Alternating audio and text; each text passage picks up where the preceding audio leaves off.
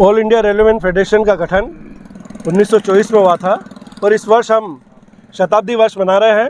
All India railway federation ने 99 वर्ष पूरे करके 100 वर्ष में कदम रखने का काम किया है और इस वर्ष को हम पूरे कार्यक्रम सभी कार्यक्रमों को शताब्दी वर्ष को समर्पित कर रहे हैं।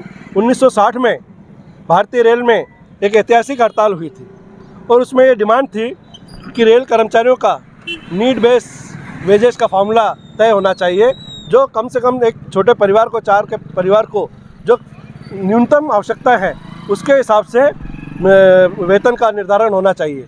लेकिन सरकार ने इस बात को नहीं माना।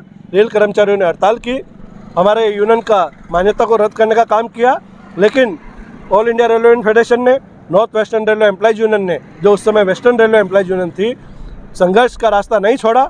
हमने संघर्ष किया और हमने मान्यता भी वापस से लेने का काम किया।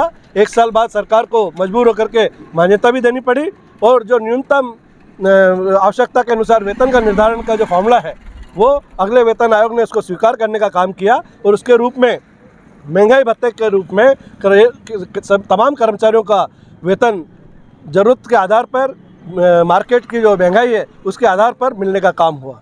1960 की हड़ताल में हमारे दाहोद के 6 कर्मचारी शहीद हुए थे।